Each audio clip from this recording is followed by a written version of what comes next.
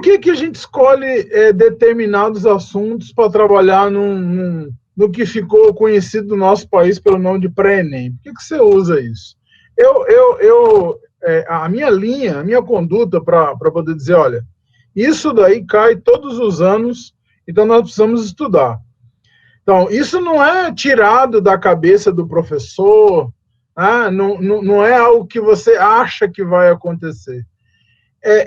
A gente tem todo um estudo dessas provas ao longo de alguns anos. Eu estudo questões do Enem, só para vocês terem uma ideia, desde 1998, desde o primeiro Enem.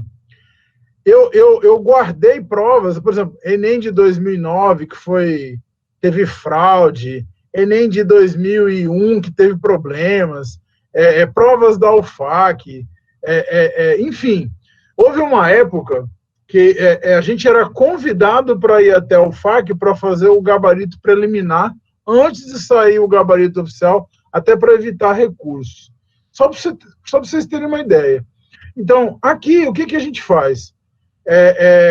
Olha esse assunto nos últimos 10 anos, vamos colocar assim. Todos os anos aparece uma questão relacionada à parte que trata de geografia agrária. Então, aqui nós vamos tentar dar uma olhada hoje para a gente tentar entender mais ou menos em que pé que está esse assunto. Tá? O que de repente é importante a gente entender sobre geografia agrária, tá? E que possa, de repente, aparecer numa questão. Tá? Vocês estão vendo aí que desde a prova 2010 caiu sobre reforma agrária. Esse é um assunto bastante polêmico no nosso país, né?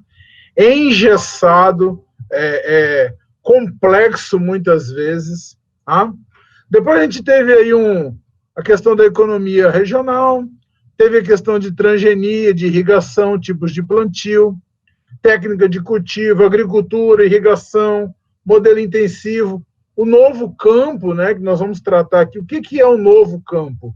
Tá? Acidez de solo, a lei de terras, reflorestamento e a prova do ano passado caiu uma questão relacionada à fome, tá? Que não deixa de ser um assunto importante para a agricultura, e com relação ao controle biológico. A primeira coisa que a gente tem que entender é de que agricultura que nós estamos falando, porque apesar de você estar vendo esse slide que demonstra todo o processo de evolução da agricultura, às vezes você tem as 3 agriculturas acontecendo dentro de uma mesma localidade. Tá? Infelizmente, tá? Infelizmente.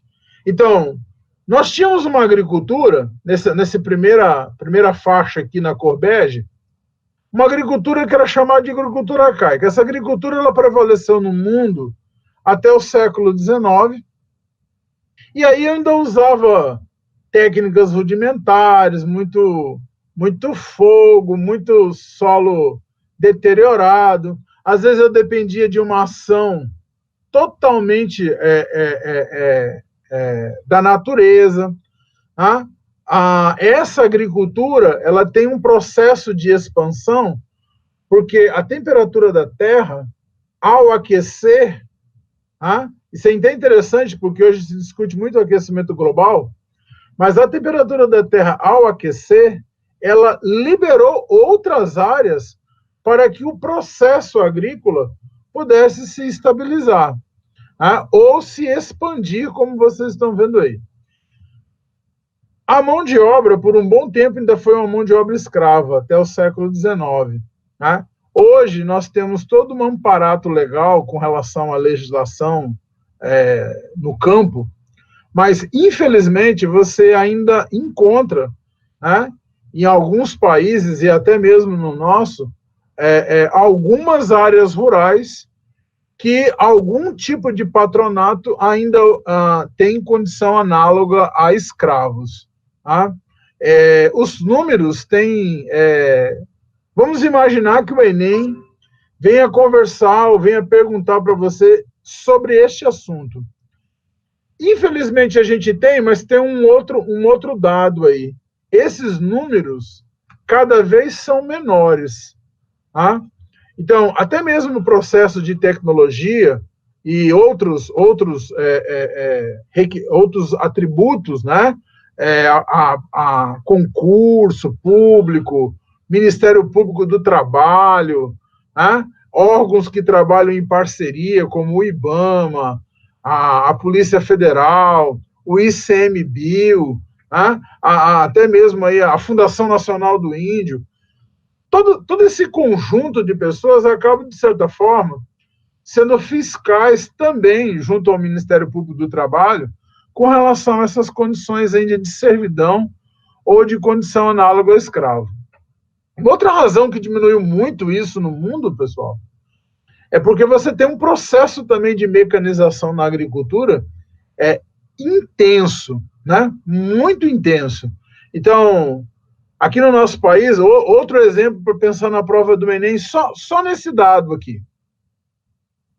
Você ouvia nos anos 80, 90, muito a figura do boia fria, né? Aquele sujeito levanta 4 horas da manhã, espera passar um caminhão chamado pau de arara. Esse caminhão levava ele ou da zona rural para uma área mais rural ainda, ou da área urbana para a zona rural.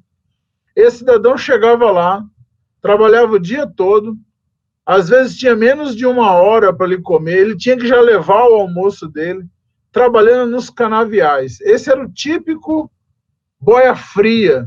Tá? Essa figura do boia fria também passou por um processo de redução. É engraçado que as pessoas não chamam nem de boia fria mais, né? Aqui na cidade, quando você compra uma marmita para você almoçar, ou quando você leva a marmita e esquenta lá no micro-ondas, o pessoal chama de quentinha, né? Mudou isso daí. Tá? Mas você tinha a figura do boia fria. Isso também tem reduzido, principalmente na cana-de-açúcar, porque com o advento do etanol, as máquinas é que acabam fazendo parte dessa colheita da cana-de-açúcar. Tá? Mudando aqui de faixa, indo para essa parte lilás aqui, da agricultura moderna, isso já no século XX, vai acontecer algumas transformações consideráveis no que diz respeito à agricultura. A primeira é que eu vou começar a olhar a agricultura de um ponto de vista do lucro. E isso vai mudar tudo. Porque antes você falava assim, eu vou plantar arroz, vou plantar feijão e vou plantar batata.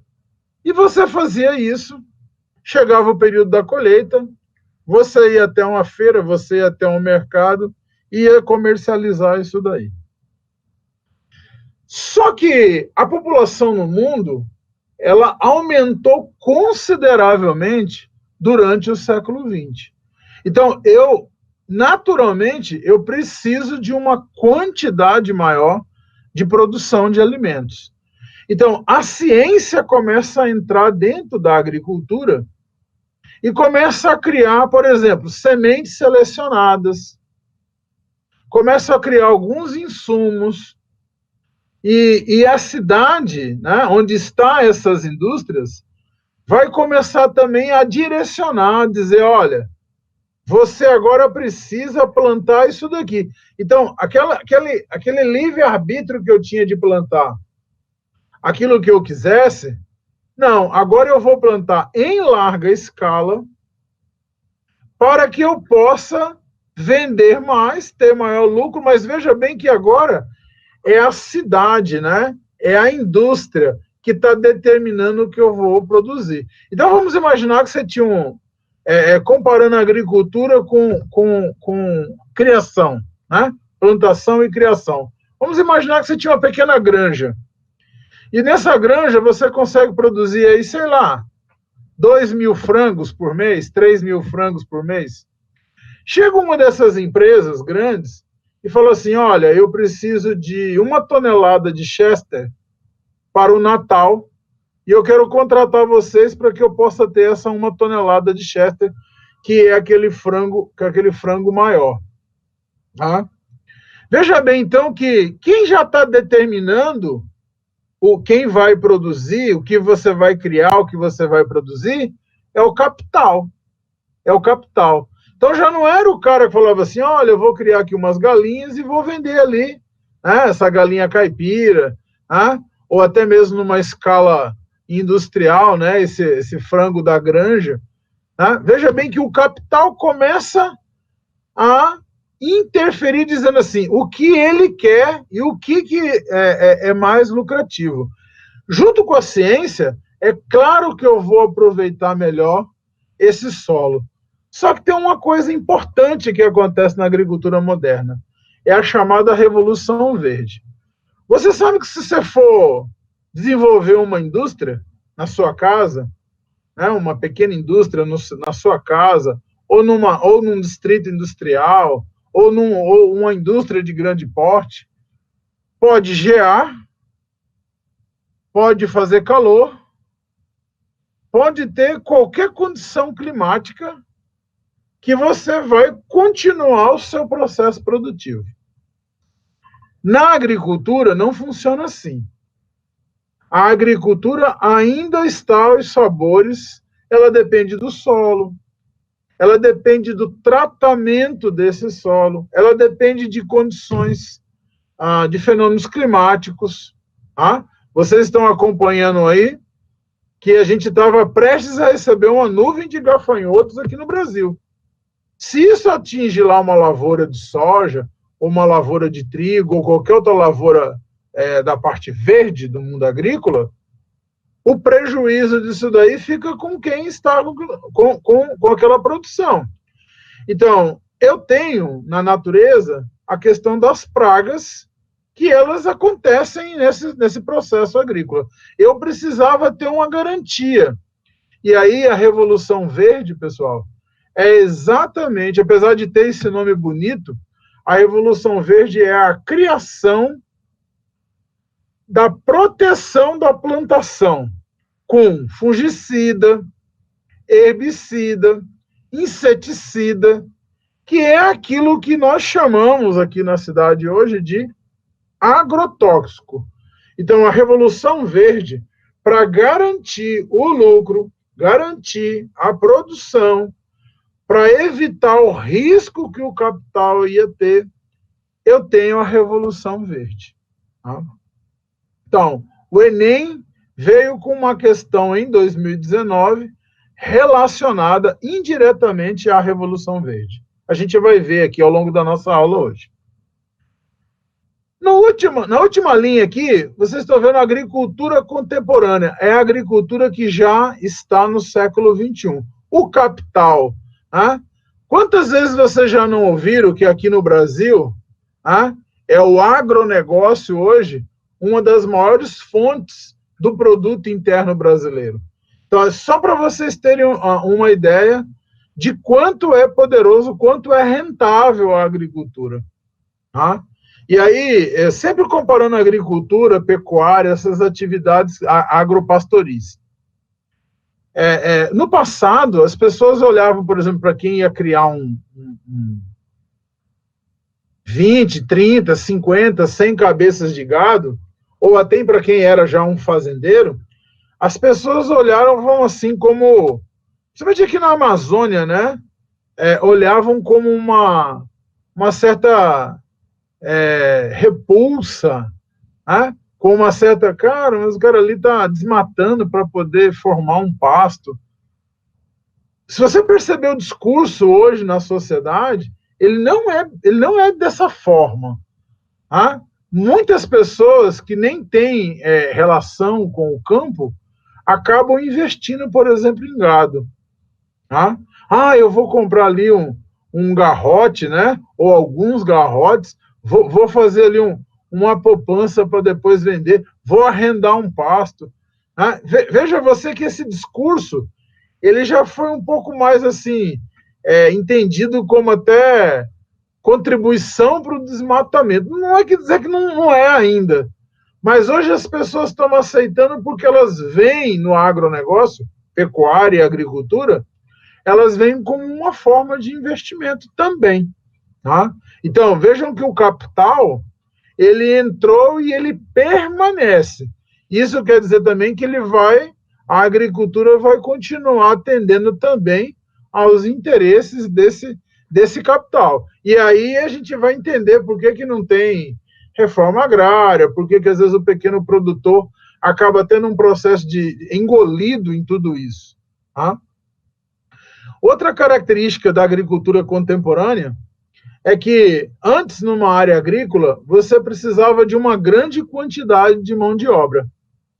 E hoje você não precisa mais dessa redução da mão de obra. Houve uma redução dessa mão de obra.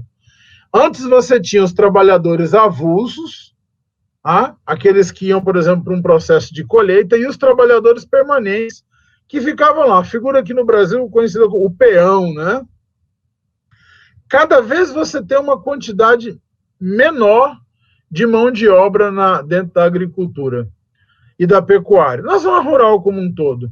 Exatamente porque esse processo de mecanização, e aí quando eu falo mecanização, no começo, pessoal, era um arado, um trator, mas hoje nós estamos falando de colheitadeiras, e pasmem, né? Você tem colheitadeiras que custam aí próximo de 800 mil reais, R$1 milhão, e essas colheitadeiras são capazes de fazer até a colheita via satélite. Você tem programas de computador que você coloca uma anilha lá no seu gado, você sabe onde é que a cabeça daquela vaca está nesse exato momento. Então, troca-se essa mão de obra, né? Essa mão de obra mais braçal por uma mão de obra muito mais intelectualizada. E aí vem aqui, ó. Eu preciso de mão de obra no campo. Só que eu preciso de um cara, por exemplo, da biologia, ou da agronomia, ou da zootecnia, que ele saiba fazer inseminação, ou um veterinário. Olha a nossa Universidade Federal do Acre. Ela criou, ao longo desses anos, a entrada aí do século XXI, o curso de medicina veterinária, que era um curso que você não tinha antes. Por que criou, pessoal? Por que criou? Você está numa agricultura contemporânea. Você está num outro processo. E aí a gente está falando de laboratório, de pesquisa. E aí a referência nossa no Brasil é a empresa brasileira de pesquisas agropecuárias, que é a Embrapa. Então aí eu já solto aqui a primeira questão, que aí depois a gente retoma para a gente fazer, tá?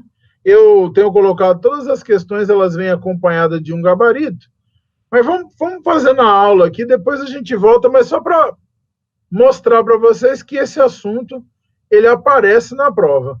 E aí, no caso aqui, na prova de 2010. Tá? As charges, elas são, ao mesmo tempo que elas são lúdicas, né? Elas acabam nos trazendo algum tipo de humor, de brincadeira, mas as charges também é para você fazer algumas reflexões, né? Então, a Revolução Verde aumentou a área de produção, então eu precisava retirar cobertura vegetal e aplicar aí, né, o agrotóxico. E aí, às vezes, você tem até uma situação contraditória, como é o dessa charge, né? Pronto, já desmatei tudo. A única coisa que eu quero agora é almoçar e descansar debaixo de uma sombra, né? Qual sombra? Aqui eu coloquei mais alguns detalhes sobre a Revolução Verde para nós, só para vocês terem uma ideia de como é que isso foi sendo construído, né? Então eu comecei a desenvolver as pesquisas em semente, fertilização do solo, agrotóxicos, mecanização, né? Tudo isso para que você pudesse aumentar a produtividade.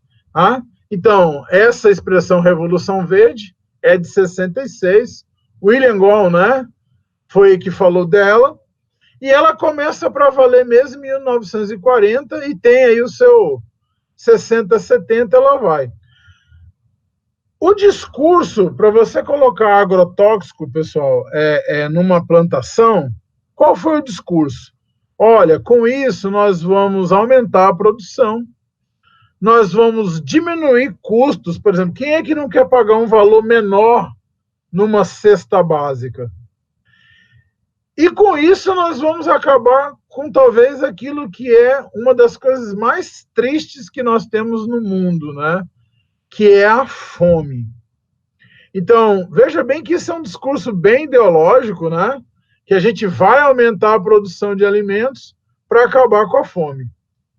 E o que aconteceu? Aumentou o lucro, aumentou o desmatamento, aumentou o uso de agrotóxico e a fome está presente, né? A fome continua.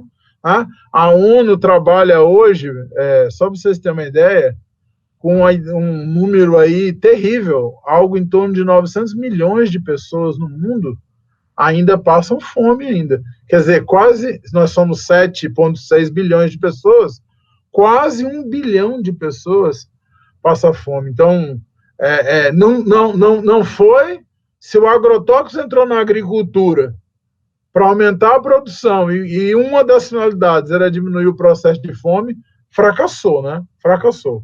Aí eu coloquei um fique atento aqui, porque nós temos um outro problema. O nosso país, o Brasil, e aí essa pode ser uma questão do Enem para 2020.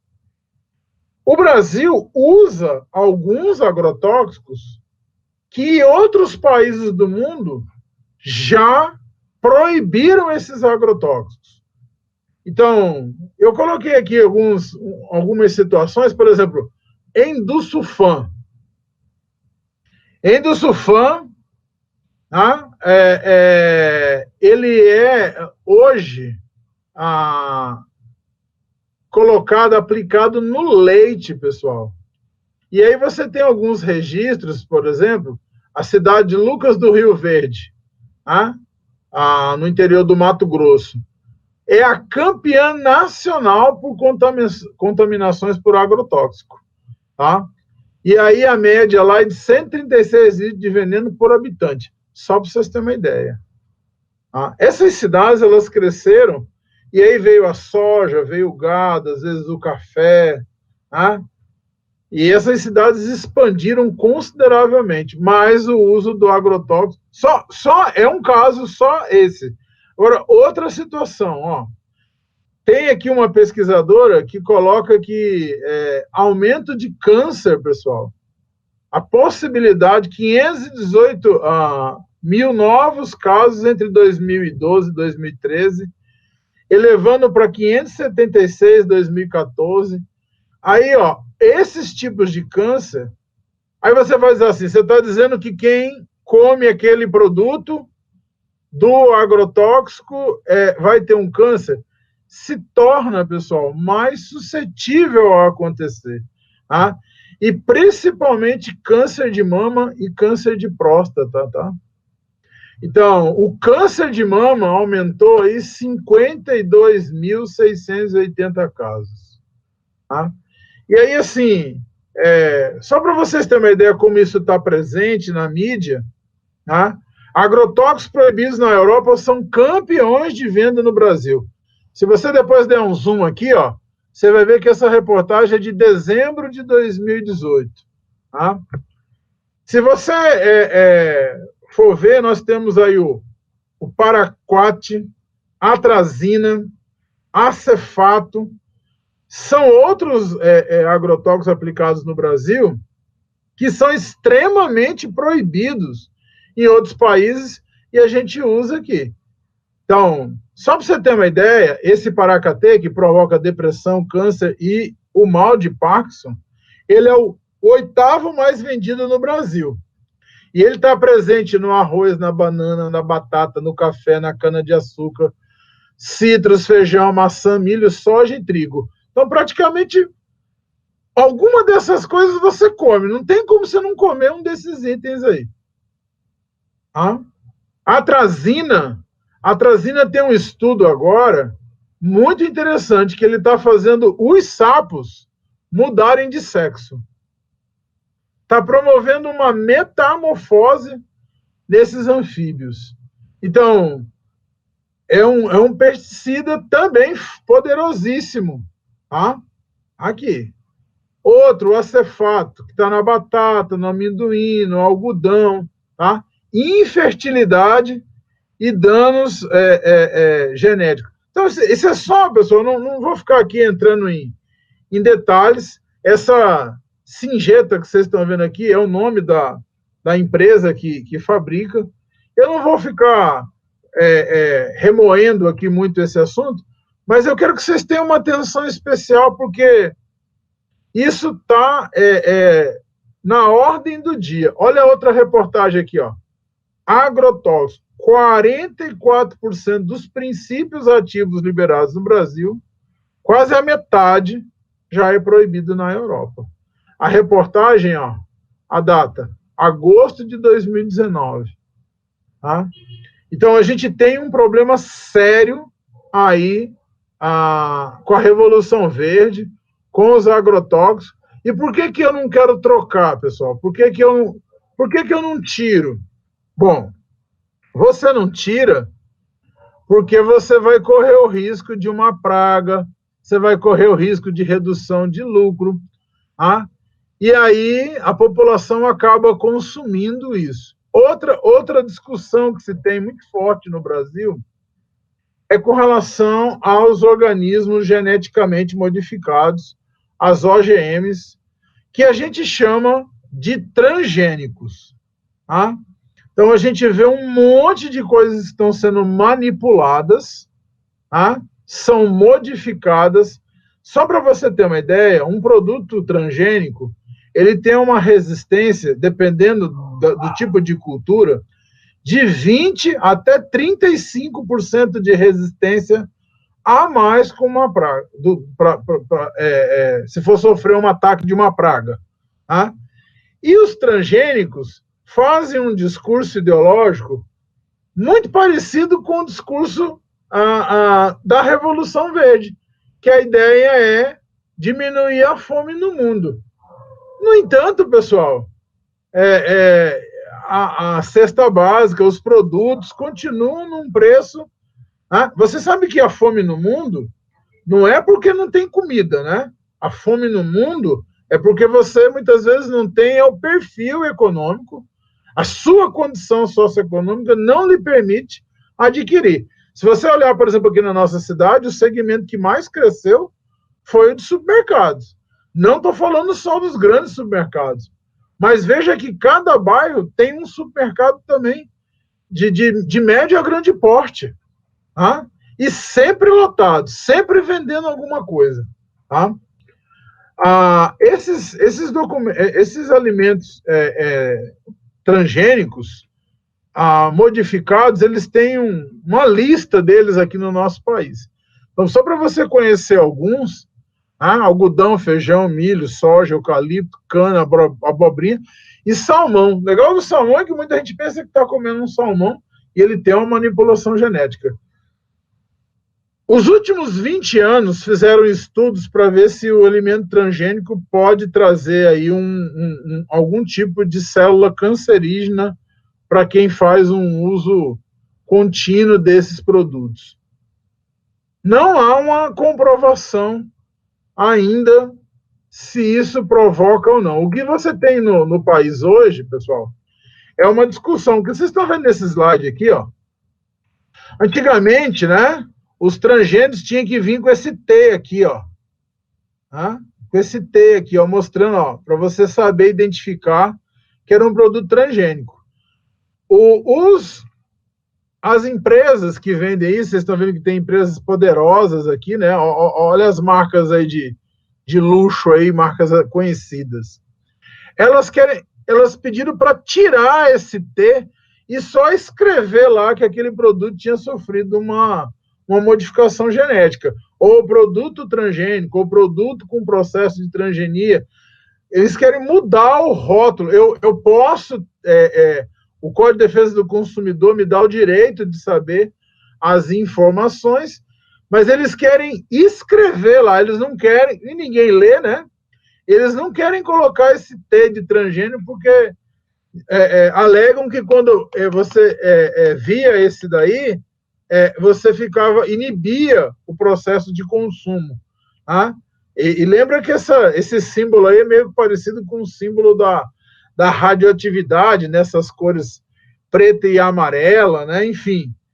Mas o fato é que tá uma disputa ainda dentro do Senado Federal, tá? Porque um grupo de senadores quer que identifica e um outro grupo quer do jeito que está hoje, que você viu que não tem mais esse T nesses produtos. E está lá o Congresso, tá? Nesse cabo de guerra entre os nossos representantes que defendem os interesses do capital e uma minoria que defende os nossos interesses de saúde. Será que isso pode aparecer numa prova do Enem? Olha o Enem 2012 aí, tá?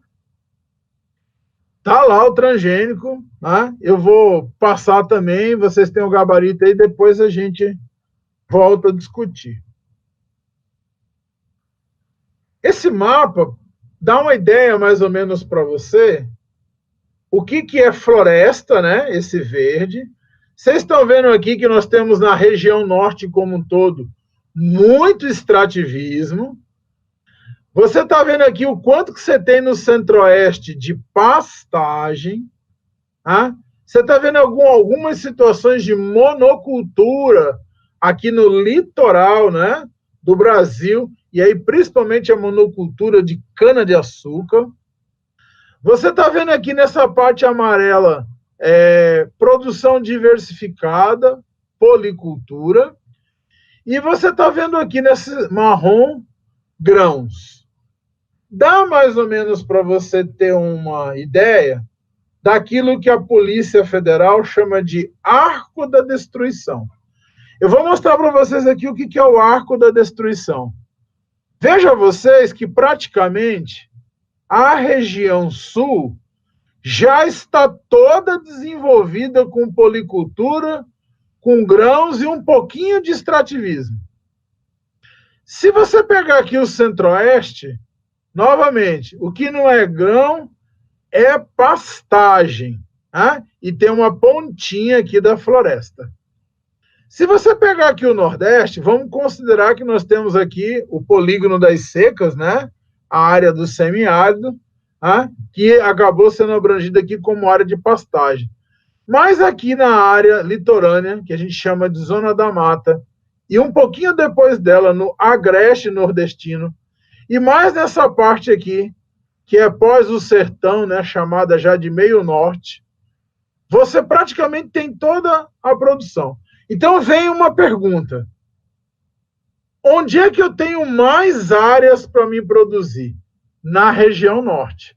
Então percebam vocês que quem quer mexer com grãos, ou com quem quer mexer com pastagem, ele começa a adentrar na floresta. E isso, pessoal, tem sido também um ponto de bastante discussão e pode aparecer na prova do Enem, porque essa floresta que a gente está falando aqui é a Amazônia Legal. Você sabe que a Amazônia Legal é o nome que a gente dá para aquela parte da Amazônia que o Brasil tem a capacidade de legislar, porque, na verdade, nós temos 60%, 62% da floresta amazônica. A floresta amazônica está presente na Bolívia, no Peru, na Venezuela, na Colômbia, no Suriname, nas Guianas. A floresta amazônica, ela transborda o território brasileiro. Mas na parte que é nossa, é a Amazônia Legal. E aí o que acontece? Quando você vai ver os índices de desmatamento no Brasil, principalmente o estado do Pará e o norte do Mato Grosso, esse aqui, ó, isso aqui é que é o arco da destruição que o IBAMA e a Polícia Federal hoje tentam cuidar. Por quê? Porque literalmente você acaba tendo uma expansão da fronteira agrícola em detrimento da floresta. Ano passado, você teve aí o governo federal, podemos usar uma palavra aqui, o governo federal, de certa forma, até com um discurso de que precisa produzir, incentivou este processo de invasão das florestas, né? incentivou o processo de desmatamento por meio de queimada. Tá? Aqui mesmo na nossa cidade, vocês viram agora, recentemente, que o índice de coivara, né, as queimadas, tanto na área urbana como na área rural, teve que ameaçar aplicar multa num monte de gente. Tá? Então, eu tenho um processo de avanço dessa fronteira agrícola, só que cada vez que você avança essa fronteira agrícola, você está vendo que já tem algumas pastagens aqui, né, ó, já entrando nessa floresta, tá? E aí eu vou ter uma situação até de mudança de clima aqui na Amazônia. Eu vou colocar um outro slide aqui. Esse tem mais pormenores ainda.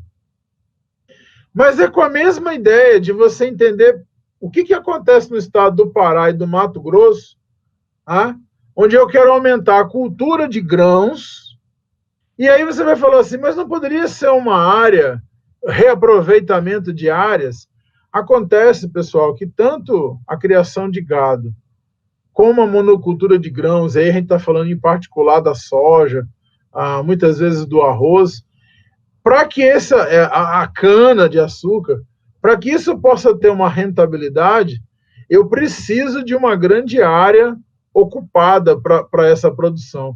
Então, não pensa vocês que com 1 hectare de terra, que é algo aí 100 de frente por 100 de fundo, você vai conseguir produzir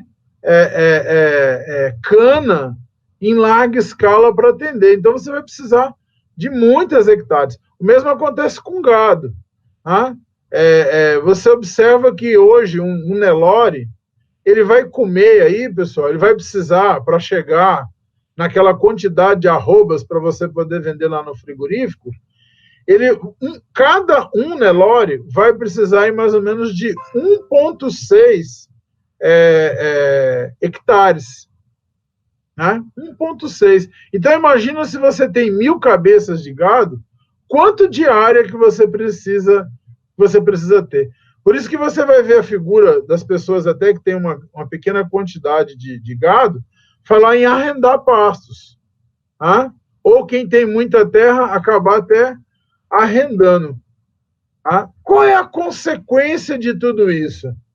Uma suposta questão de uma prova para o Enem 2020.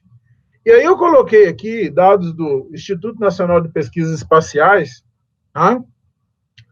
Para que vocês possam olhar o que era em 1985 e o que é em 2007. Tá? Eu escuto muitas pessoas falarem que o estado de Rondônia teve um processo de desenvolvimento muito superior ao Acre. Isso é verdade? É verdade. Só que eu não conto toda a história, né? Eu não conto o processo de destruição ambiental que eu fiz para poder ter esse desenvolvimento. E aí, ó, dá uma olhadinha em Rondônia, 1985, olha aí a formação florestal, formação de savanas, né? Que está mais próximo aqui do que seria o nosso cerrado, e o processo de agricultura, tá? Olha aqui, ó, 2017, o quanto já está mais da metade do estado. Olha como é que era e olha como é que ficou nesses anos. Quer ver um outro estado que passou por uma mudança, e não é à toa que ele é um dos que tem o maior índice de desmatamento? Olha aqui a parte sudeste do Pará. Olha aqui o desenvolvimento da agricultura, da paisagem. Olha o estado do Mato Grosso. Olha a agricultura no Mato Grosso, em 1985. Você vai ver algumas manchas na cor rosa aqui no centro. Dá uma olhada em 2017, o que é o estado do Mato Grosso. Tá? Então, do sul para o centro-oeste, um processo de desenvolvimento aí nas décadas de 70, 80, 90, consolidou isso no século XXI, e aí a questão, novamente, da expansão da fronteira agrícola no Brasil. Atente muito bem para essa questão da fronteira agrícola e do agrotóxico, porque também quanto mais área eu ocupar aqui, mais você vai ter a aplicação desses produtos para garantir, tá, uma produção. Vocês estão vendo aqui agora uma... É bem simples, né? Eu acho que todo mundo, estudante, já viu falar dos sistemas intensivo e extensivo. E aí, aqui a gente só separa, mais ou menos, para se entender como é que é isso. O extensivo, o agente principal é a terra. Se você tiver... Então, tem pouca mecanização, rendimento por hectare é baixo. É muito comum nos países que a base econômica... Você sabe quando você chama um país subdesenvolvido? Você está dizendo que esse país ele tem uma grande desigualdade econômica, às vezes a base da sua economia ainda é agrícola, tá? Mas principalmente uma grande desigualdade econômica. Tá? É claro que hoje, nas classificações econômicas, você acaba tendo N países subdesenvolvidos. O Brasil, a literatura moderna gosta de chamar o Brasil de emergente, né? Por quê? Porque nós não somos subdesenvolvidos como alguns países latino-americanos ou como alguns países africanos. Tá? Nós temos agricultura, nós temos indústria, tem uma população urbana, mas tem desigualdade? Tem. É subdesenvolvido? É subdesenvolvido. Mas está num patamar mais elevado. Pode um dia chegar a uma condição de desenvolvido. Então, essa é a questão do emergente. Tá? Desenvolve aí fruticultura e a produção é incapaz de atingir novas terras e tem muito impacto ambiental. Do outro lado, no intensivo, já não é só a terra, é o contrário, é o capital, ou seja, o que você vai investir, e a mão de obra, o trabalho. Então, se a gente fosse falar de criação, aqui é o gado extensivo de corte no meio do pasto, e aqui é a inseminação artificial. Veja que aqui, se eu trabalho com 20 touros com inseminação artificial, 20 touros, ele ocupa um espaço muito pequeno. Às vezes, para você lucrar o que o sêmen de 20 touros dá para aquele estabelecimento rural, para aquela empresa rural, você com 1.000 cabeças de gado, você não vai ter este mesmo lucro. Só que aqui no extensivo, você é muito mais agressivo no meio ambiente. E aqui o agente secundário já é a terra como... Eu estou usando o exemplo do gado, que fica mais fácil. Mas isso vale, por exemplo, também para um plantio, por exemplo, hidropônico.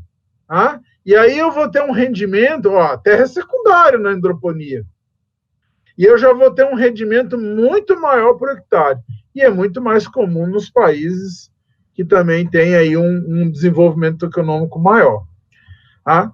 E aí aqui, em vez de impacto, de produção incapaz, eu vou ter a semente recombinada, equipamento de sondagem, questões meteorológicas, colheitadeira, ceifadeira, e por aí vai. O intensivo, pessoal, ele vai gerar uma espécie de relação entre a produção e a área utilizada. Essa agricultura vai ficar extremamente capitalizada. E aí tem uma coisa interessante, vai para a indústria com a sua tecnologia manda para a agricultura, né, essa máquina, tá? A agricultura desenvolve outros bens de consumo ou bens primários, que volta para a indústria. Quer dizer, a ideia no intensivo aqui é te mostrar que existe um ciclo em tudo isso. Quando você vai para o extensivo, esse ciclo já não é assim. Às vezes o que você tem é apenas um comércio, um escambo, uma troca, tá? Muita mão de obra, e para aumentar a produção eu preciso incorporar novas terras. Tá? Então, com isso, acho que vocês percebem que quando a gente faz uma alerta em relação à expansão da fronteira agrícola na Amazônia, a gente tem um modelo ainda extensivo vigente no nosso Brasil. Detalhe, em algumas regiões do sul-sudeste você vai ver aí o intensivo. Então, tudo isso dá algumas, nos desperta para algumas sutilezas. Tá? O sistema intensivo não vai ocorrer apenas em pequenas propriedades rurais. Na verdade, ele tem a ver com a forma como se desenvolve. Então, eu coloquei essa sutileza para você não achar, então, que tem que ser só num lugar pequenininho lá, né? Num arras, por exemplo, que cria gado, que cria cavalo lá, pecuária equina, que vai ter o sistema intensivo. Hoje você vai encontrar algumas propriedades no Brasil que elas trabalham com os dois sistemas. Tá? Parte dessa produção agrícola é extensiva, parte é intensiva até para atender um outro público. Na criação, a mesma coisa. Outra sutileza aqui que a gente tocou foi com relação à reforma agrária. Tá? Então, nós temos uma situação de reforma agrária no Brasil. Eu tenho uma parte histórica aqui para a gente conversar, mas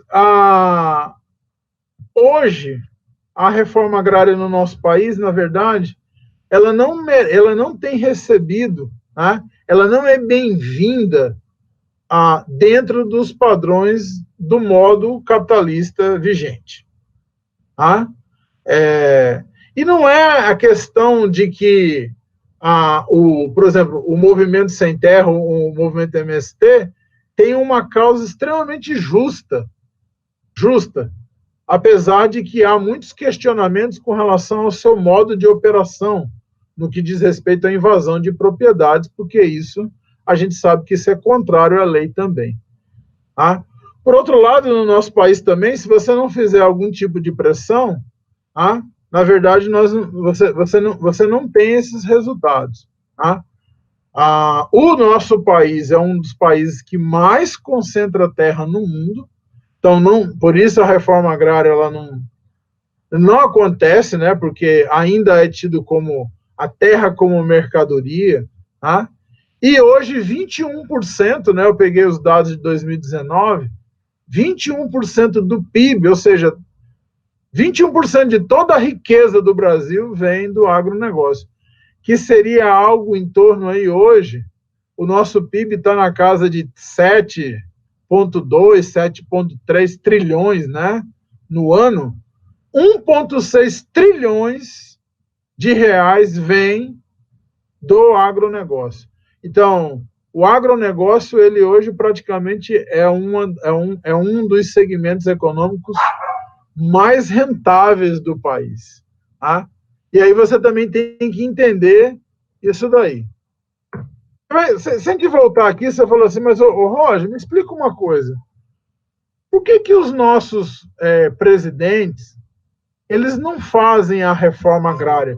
Você me faz essa pergunta, né? Você está aí, você é aluno, você fica assim, por que não tem a reforma agrária? Bom, vamos lá. Você é eleito presidente da República, você vai chegar lá, você vai se deparar, dentro da agricultura, com 3 situações. Eu tenho o pessoal dos latifúndios, e hoje a maioria desses latifúndios, eles são produtivos, tá? Então, a grande propriedade no Brasil, ela em regra, hoje ela é produtiva, ela está com soja, ela está com gado, ela está com cana-de-açúcar, enfim. E esse pessoal não vende, não necessariamente para você. Tá? A soja aí, 80% da nossa soja tem destino certo, que é os Estados Unidos da América.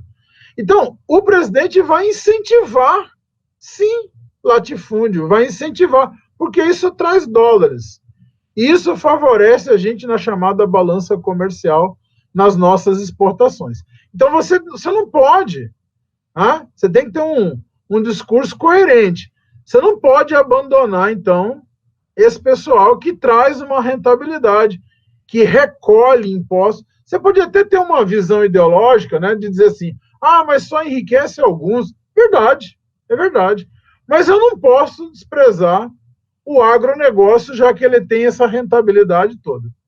O que eu tenho que fazer é, desse dinheiro que eu arrecado desses impostos, lá com o agronegócio, eu não posso esquecer que arroz, feijão, macaxeira, é a média e a pequena propriedade que tá fazendo. Quer dizer, o que você comeu hoje na sua casa, quem fez isso é o médio e o pequeno produtor, não foi o grande latifundiário. Então, você tem que entender isso daí. Então, o presidente ele tem que incentivar a agricultura familiar. E aí eu fico muito triste quando a gente fala assim, abriu uma linha de crédito. Esse pessoal não tinha que ter linha de crédito, esse pessoal tinha que ter dinheiro de graça, porque eles ficam lá no campo. Ninguém quer ir para o campo, pessoal. Ninguém quer ir para o campo mais. Ah? O cara está sujeito lá a um ataque de algum bicho. Ah? O cara vai produzir, o cara vai conseguir baixar, por exemplo, o custo de uma banana, de uma macaxeira, de uma farinha, que inclusive está um absurdo, né, o quilo da farinha. Então, veja bem que isso é uma cadeia que, se você incentiva, é muito bom para a população. Tá? É muito bom para a população. Quanto menos a população pagar em comida, menor os índices de fome, de famélicos a gente tem no país. Então, o presidente tem que olhar o agronegócio, mas não pode deixar de olhar a pequena e a média propriedade.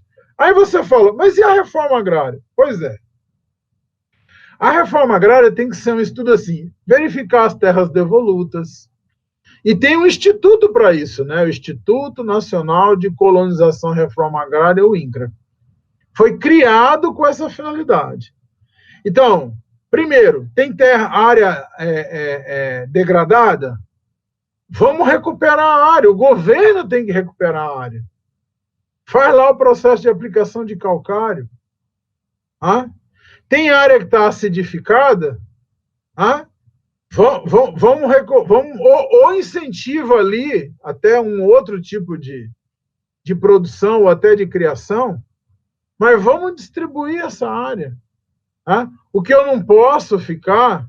Agora, pessoal, não adianta também você fazer a reforma agrária como aconteceu nos moldes durante o período do regime militar, que foi a distribuição de terras.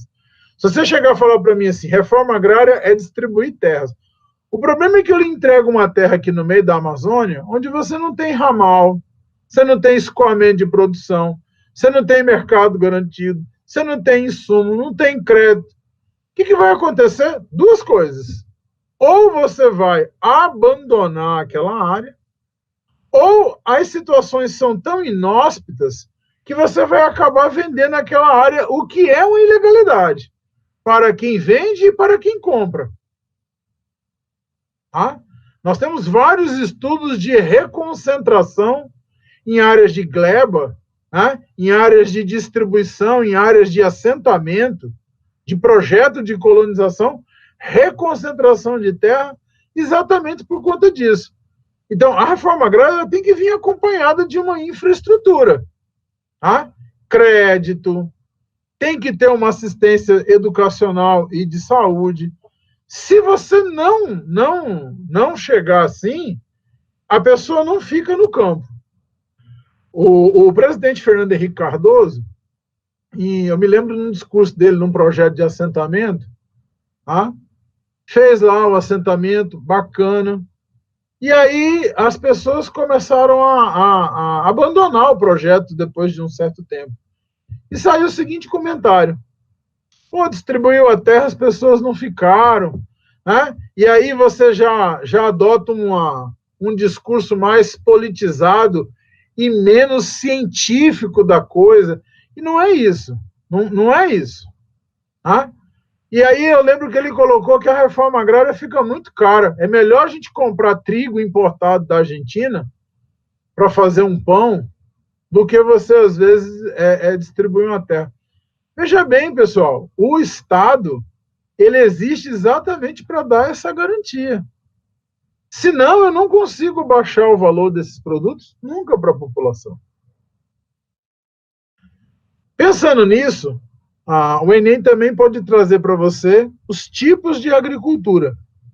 Veja você que você tem ali um tipo de agricultura muito comum aqui no Brasil, é o que a gente chama de roça, né?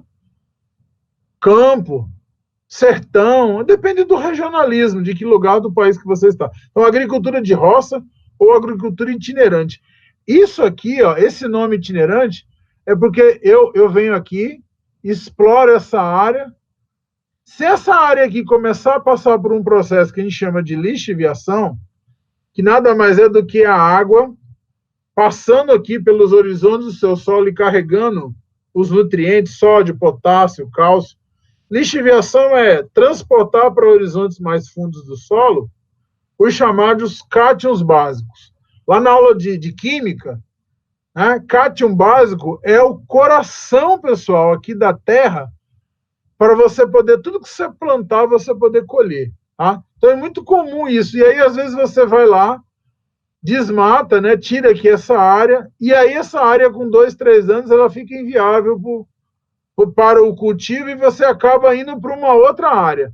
Por isso esse nome é agricultura itinerante. Isso é muito comum no Brasil, muito comum no Centro-Oeste, na Amazônia.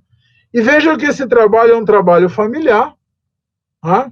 Produção diversificada, e na maioria das vezes eu faço essa plantação apenas para o meu consumo, tá? A chamada agricultura de subsistência.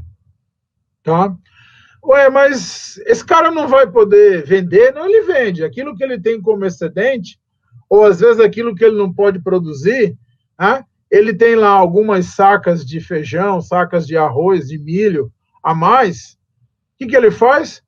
Ou ele vende numa feira, ele vende num desses mercados municipais, né, num Ceasa da vida, tá? O excedente dele, ou ele vai fazer realmente um escambo, né? Ele tem lá uma saca de arroz ou umas pencas de banana, ele vai trocar por aquilo que ele não pode produzir. Às vezes gasolina, vai trocar por uma enxada, enfim. Tá? É bem rudimentar mesmo. Eu tenho no Brasil uma coisa muito crescente, que é a agricultura ecológica, que a gente falou aqui para vocês até da hidroponia. Tá? Então, o que é o bacana da agricultura ecológica? O impacto ambiental é muito menor, há uma racionalidade. Tá? E aí tem uma desvantagem, né? Além da pouca representatividade, às vezes tem o custo disso. Então, quem vai à feira e pega um pé de alface hidropônico, R$ 4 o pé, ou R$ 5. Aí você vai lá e come um alface plantado no solo, R$ 1 o pé. É aquilo que eu digo, a gente precisa incentivar o cara da agricultura ecológica de um jeito que esse produto orgânico ele possa baixar o preço para que você possa ter mais saúde. Aí você vai ver um Estado realmente preocupado com a saúde da sua população. Tá? Sem contar que esses produtos aqui, né, a carga de agrotóxicos nele praticamente é muito pequena. Quando eu consumo produtos dessa, por exemplo, aqui no Brasil hoje, pimentão, morango, tomate, são os campeões de agrotóxicos, pessoal. Tá? E são extremamente importantes, mas, infelizmente, tá? Você vai comer um morango, vai comer um tomate. Morango é um luxo, né? Mas tomate é uma coisa que está mais próxima da nossa realidade. Outro tipo de agricultura é a agricultura de jardinagem. Você vai acertar no Enem pelo nome, jardinagem. Se você é um sujeito que gosta de...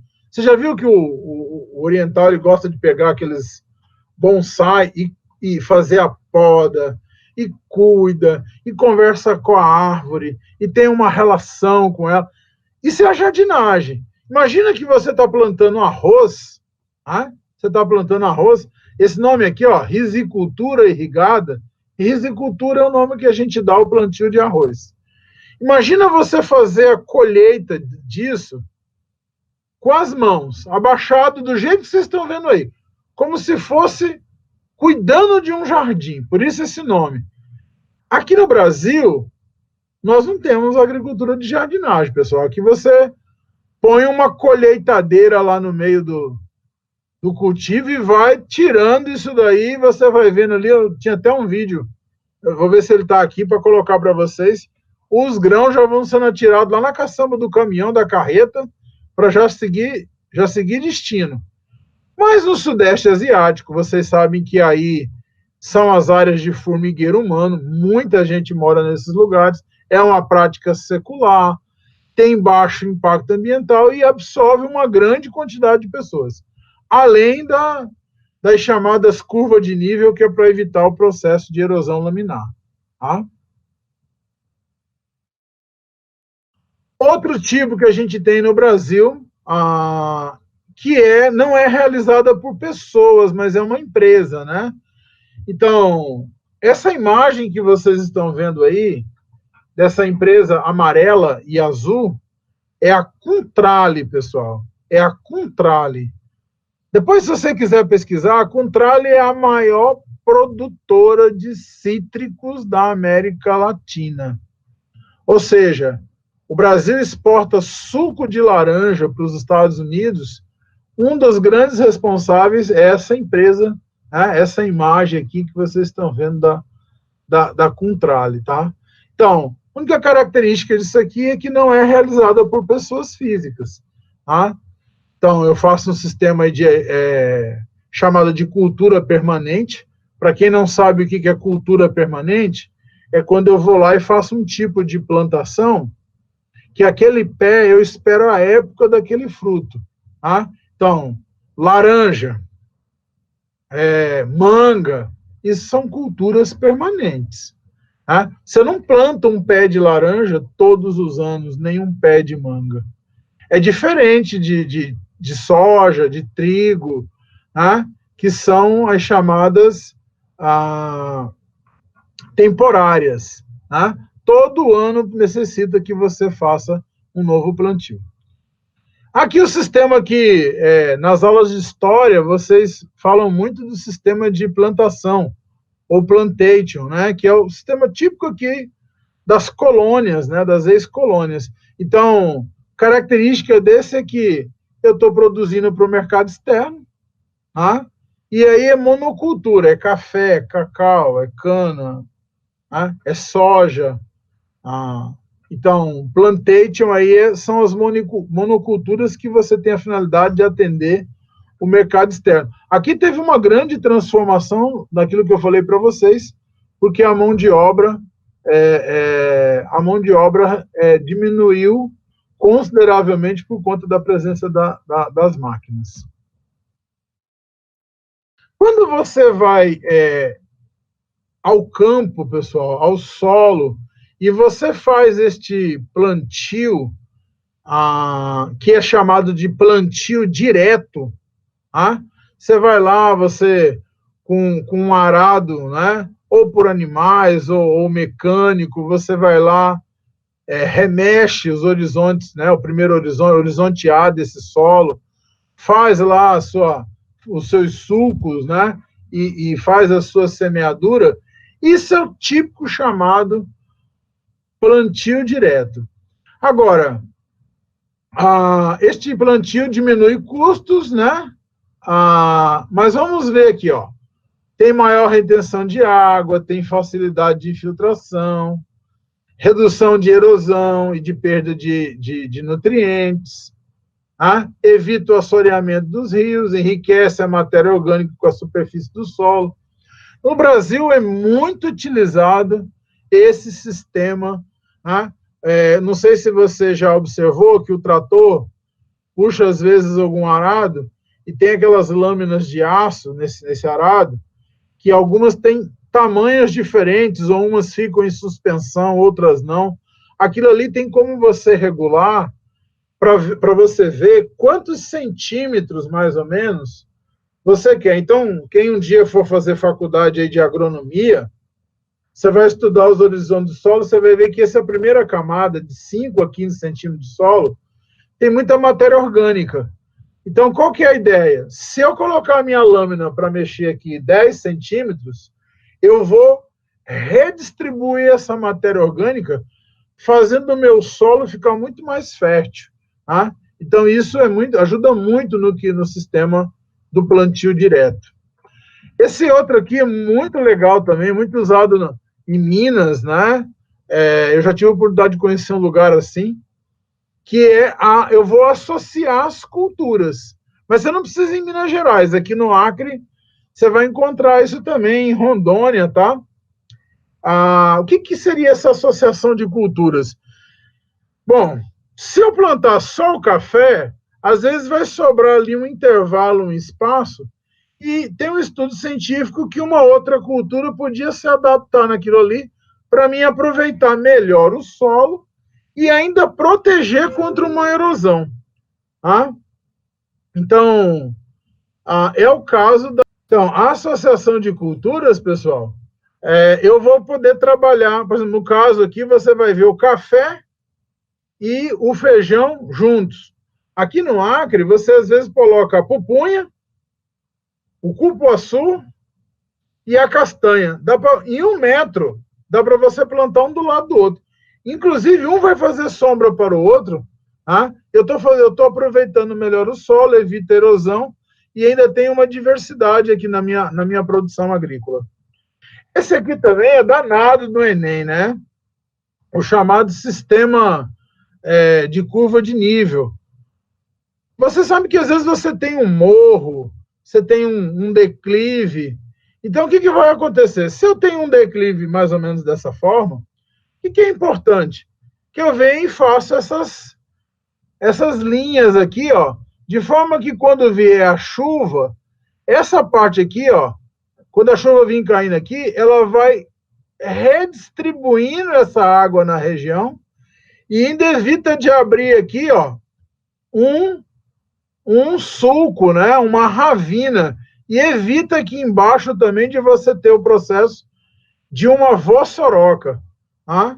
Então, as plantações de curva de nível é simples, e é claro, se você tem um terreno, se o terreno é mais inclinado, você põe essas linhas mais perto uma da outra. Se ele é mais colinoso, mais um morro, você põe ela mais afastada. Mas isso para você evitar realmente erosão e lixiviação do solo. Não vai confundir curva de nível com terraceamento, tá? Terraceamento é um negócio um pouco mais, já é para você, já é um terreno bastante inclinado, e aí você não vai fazer só aquele recorte, você já vai fazer uma rampa aí, tá? Aqui, onde isso tem com lugares montanhosos, é que geralmente eu uso o processo de terraceamento. Então, você está vendo aí China, Japão, é muito comum na Ásia para produzir arroz. Tá? Às vezes, essa rampa ela é tão grande que eu consigo, uma pessoa ou um carro anda aqui, tá, pessoal? Então, é bem diferente da curva de nível. Tá? Eu estou falando isso porque o Enem já veio, né, com uma pergunta nesse sentido, lá em 2013. Depois a gente vai fazer aí, a gente conversa. Então, vamos lá. Então, estrutura agrária, pessoal. Vocês sabem que essa charge aí já nos conta tudo, né? Nós temos uma questão bastante hereditária sobre a terra no Brasil. E aí, o funeral de um lavrador, do Chico Buarque, né? Uma crítica, né, com relação a essa concentração de terras. Tá? E aí vem uma pergunta que às vezes muita gente... Roger, eu estava estudando e eu ouvi falar que aquela terra ali é uma terra devoluta. O que é uma terra devoluta? Terra devoluta, pessoal, coloquei a definição aqui para vocês. Geralmente, em regra, são terras públicas que elas não estão destinadas, né? E que elas também não estão integrando o patrimônio de um particular. E aí ela está lá, mesmo que o particular pode até estar na posse dessa terra, mas ela não deixa de ser devoluta porque ele não é o proprietário, ele é o posseiro, né? Ou seja, ele é o ocupante. Tá? Mas terra devoluta seria a terra devolvida ou a ser devolvida para o Estado. Tá? Aqui, quando o Brasil foi dividido nas capitanias hereditárias, já foi o primeiro grande latifúndio feito, né? Os donatários, vocês sabem disso, não deu certo, e eles acabaram formando lá, deu certo São Vicente, né? Deu certo as capitanias hereditárias de Pernambuco e de São Paulo, mas não deu certo as outras. Então, aquilo ali, de certa forma, já virou um monte de terra devoluta. Tá? A história, pessoal, ao longo da história, você vai dizer assim, mas esse monte de terra que o Estado tem, não poderia usar para a reforma agrária? Bom, aí é que está, né? Essa é uma discussão mais recente, 50, 60 anos, 80 anos. Porque período colonial, você sabe que eu tinha uma sociedade estratificada. Os homens livres, aqueles pequenos comerciantes e uma massa praticamente de homens escravos. Tá? E aí, essas terras, escravos não tinham acesso a terras devolutas. Tá? Muita gente questiona aí até a questão de cotas, né, para os nossos irmãos afro-brasileiros. Essa daqui é um dos capítulos, pessoal, dessa compensação histórica, né, que é feita nos dias de hoje. Tá? Se a pessoa tem lá dedicação de um trabalho para alguém, por que o Estado, no momento em que, por exemplo, começou os primeiros movimentos abolicionistas, por que não deu terra para essa gente produzir? Não, não deu. E assim, a ignorância, né? Essa coisa do eu paguei por aquela peça, que era como o escravo era chamado, tá?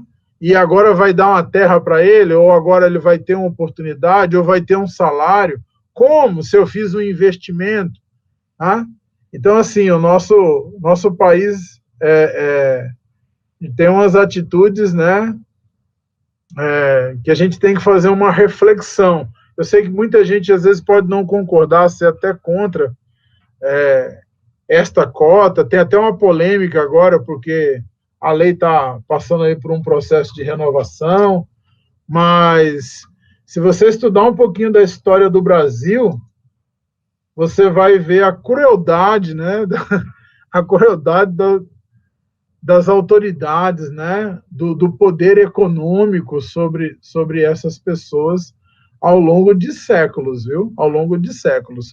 E após a libertação dos escravos, a coisa ainda fica pior, né? Porque antes, nas condições degradantes, você tinha alimentação, tinha senzala, e depois disso, às vezes você não tem nem isso. E a lei de terras, que é essa próxima que vocês vão ver aqui, tá? Eu dei um salto na história porque desde a ocupação de Portugal ali, por volta de 530, 540, até o século XIX, pessoal, a terra está concentrada, é terra devoluta, e a terra é dada pela coroa a quem lhe interessa, desde que ele não seja escravo. Tá? Então você já tem aí uma sociedade bem estratificada no nosso país. Quando é criada a lei de terras, os antigos latifúndios, né, chamados de sesmarias, né, a lei pegou esses latifúndios, reconheceu as posses das pequenas propriedades, e essa lei ela fez uma coisa assim, ela determinou que a compra da terra só podia ser feita por dinheiro, tá? E aí, como é que você vai fazer uma pessoa pobre adquirir terras à vista no dinheiro? Ou mesmo quem estava ali no processo já abolicionista. Então, a lei de terras, na verdade, ela sacramentou 4 pontos que estão aqui relatados, só para a gente entender isso. A manutenção, né, da aristocracia rural, os donos da terra, o senhor de engenho. Isso alimentou a aristocracia rural, o império, e com isso retardou a ideia de você ter um regime republicano. Tá? Essa atitude, de certa forma, eu precisava de pessoas para trabalhar nessa terra. Aumentou a pressão, porque o mundo estava já falando, os navios ingleses já estavam afundando navios negreiros. Tá? E você acaba tendo aqui um afluxo, né, uma quantidade maior de imigrantes europeus vindo para o Brasil. Então, os negros livres, eles não tinham direito ao acesso à terra e os imigrantes não tinham dinheiro para ocupar. Então, só restava uma coisa, trabalhar como assalariado na lavoura de café. Só que, dependendo de quem era o proprietário dessa lavoura de café, ele só queria o imigrante. E aí o negro ficou ainda mais excluído ainda dessa nossa sociedade. Tá? Eu fiz aqui uma brincadeira, porque todos vocês já assistiram o Rei Leão.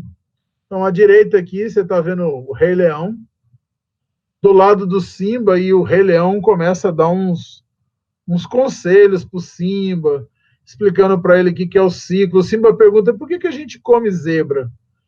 Aí o Rei Leão explica, né? Olha, a gente come a zebra porque um dia nós vamos morrer, e aí nós vamos ser adubo, que vai nascer folhas, e as zebras não sei o quê, e assim vai. O ciclo da vida. E aí, e ele está querendo dizer que ele vai ser ele que vai herdar, né? Tudo isso aqui para ele ter responsabilidade para cuidar. E aí você vem e discute, por exemplo, a lei, se fosse em 1850 na lei de terras, o que o pai ia dizer para o filho?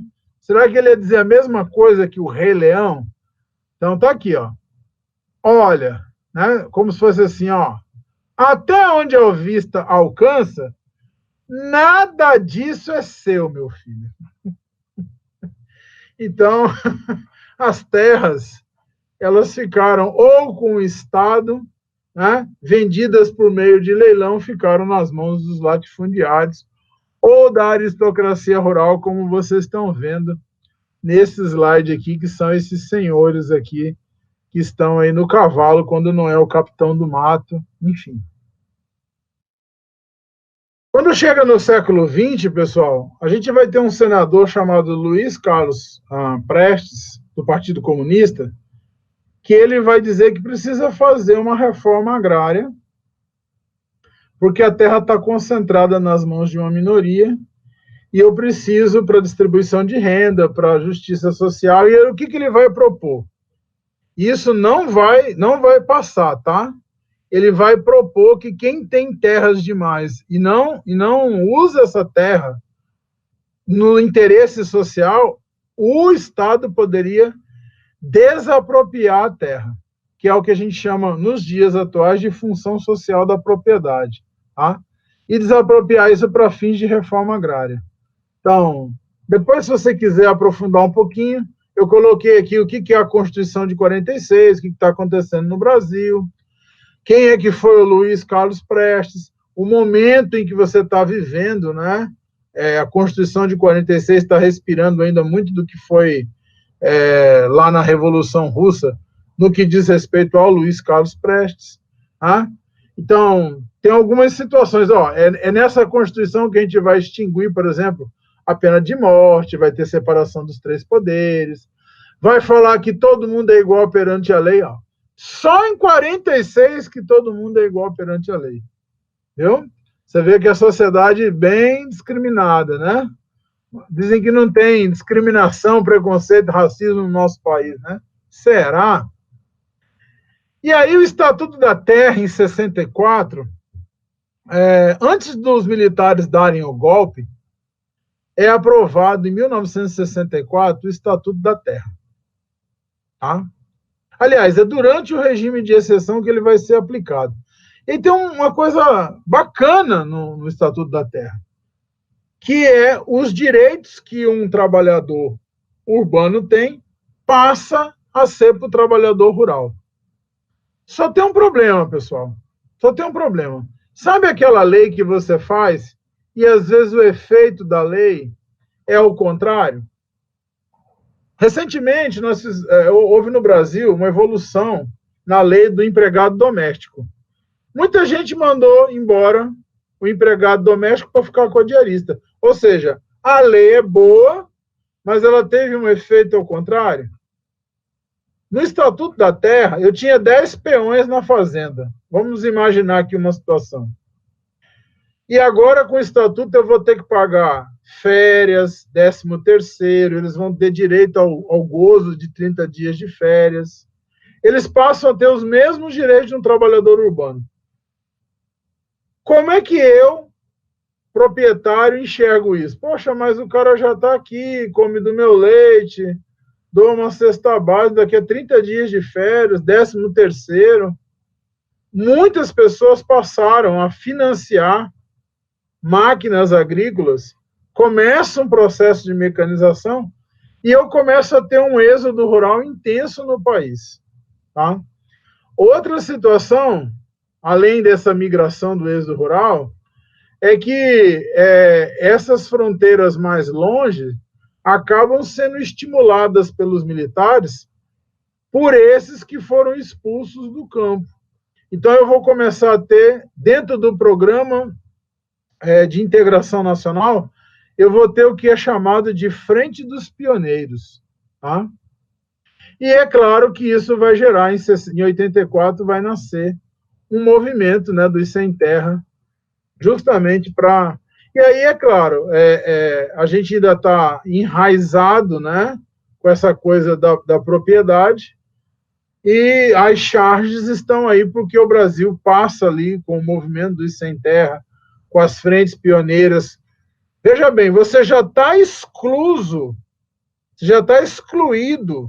do processo, o sulista já está excluído, o catarinense, o cara ali de São Paulo, interior, e ele começa a ir para o Mato Grosso do Sul, começa a ir para Rondônia, começa a vir para o Acre. Só que aqui ele é alimentado que aqui vai ser melhor com ele, falando que aqui ele vai ter apoio, que vai ser uma reforma agrária, que ele vai poder se destacar, e infelizmente não é isso que acontece. Você acaba tendo um conflito, às vezes, muito grande de terra, e essa charge aqui é justamente para tratar desses conflitos, né? O que é isso, coronel? Era um sem terra que eu assentei na minha fazenda.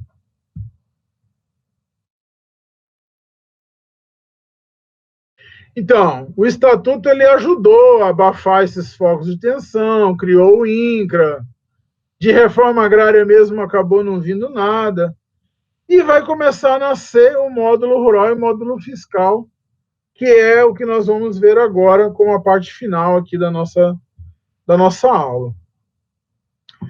Bom, vamos lá.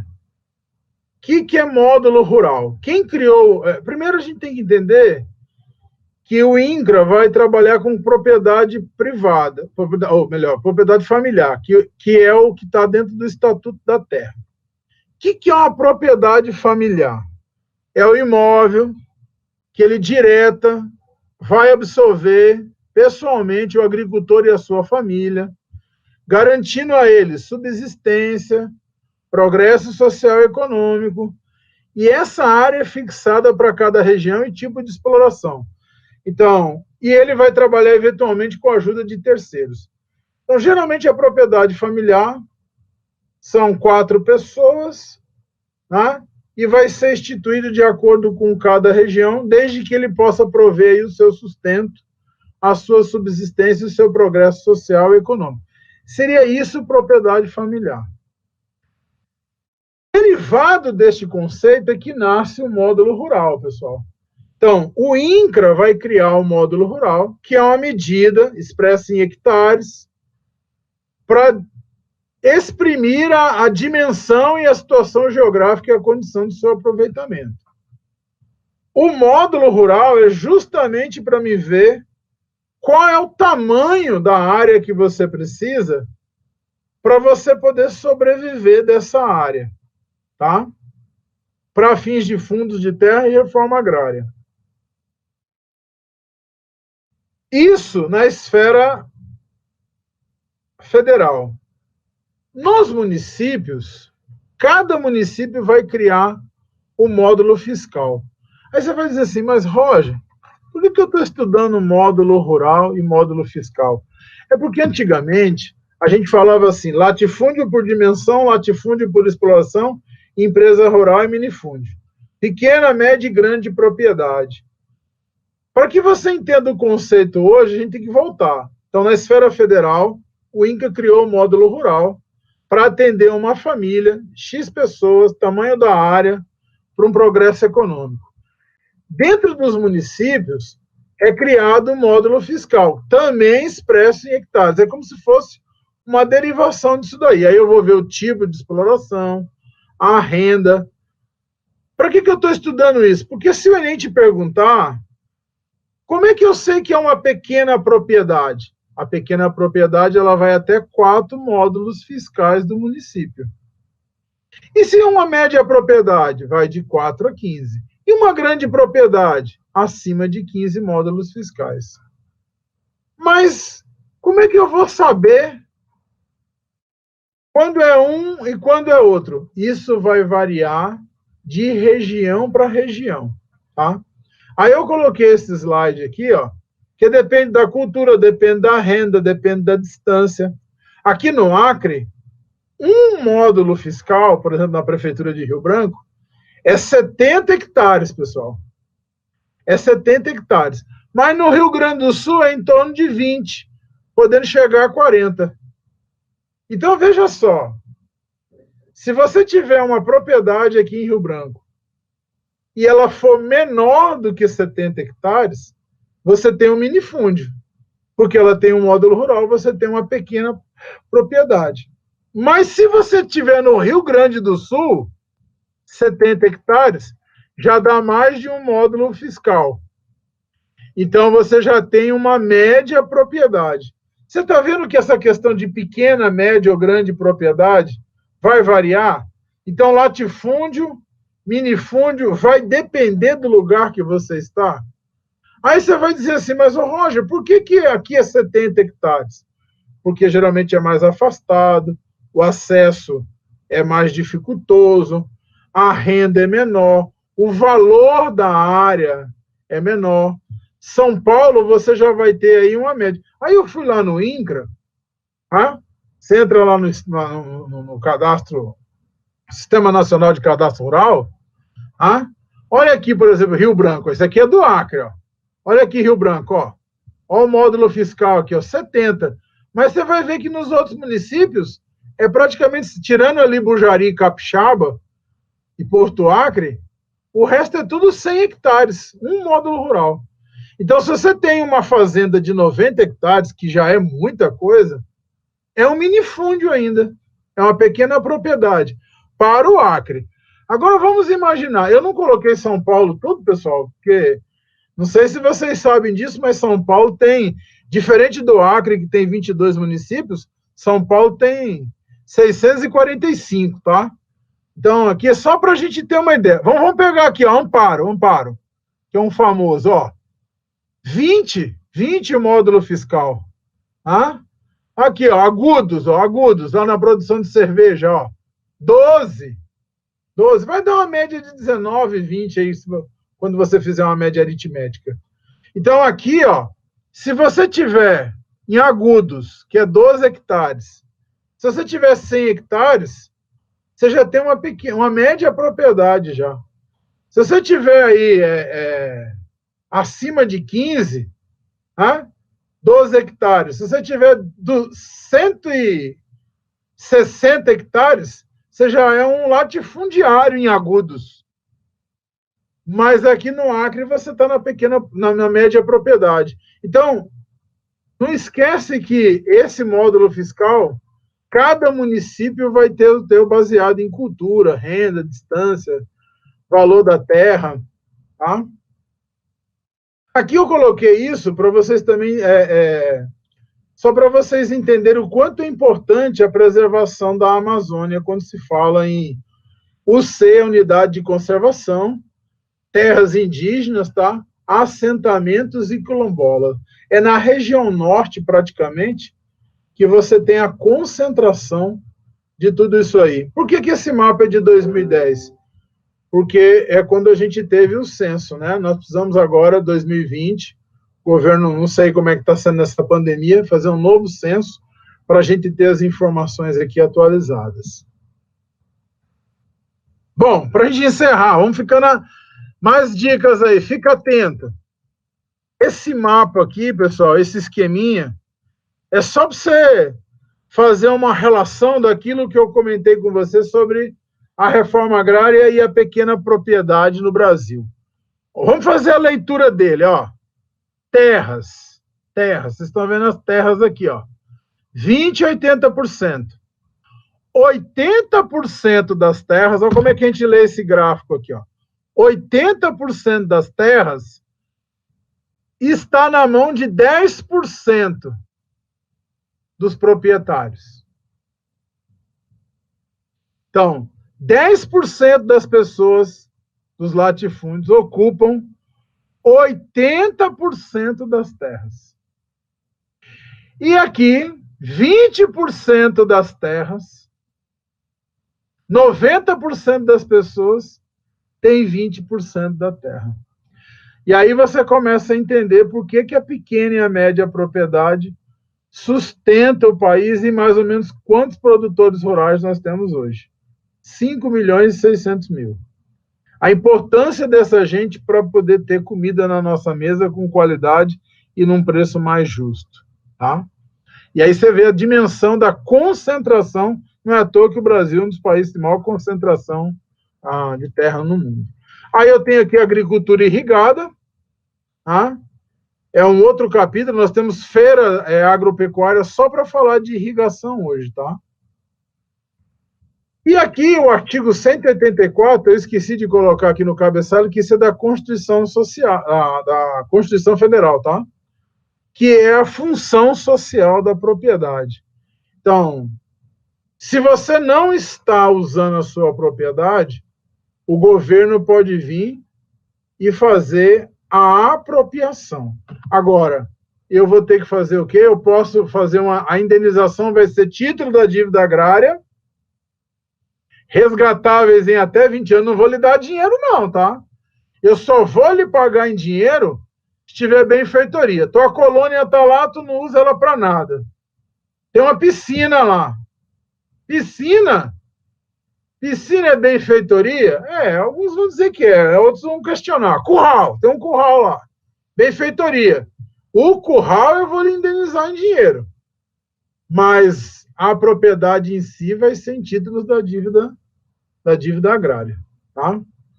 Aí aqui, ó, 2017, ó, Lei das Terras, 2018, a questão da agricultura ecológica, tá? E a nossa dica do dia aqui, tá?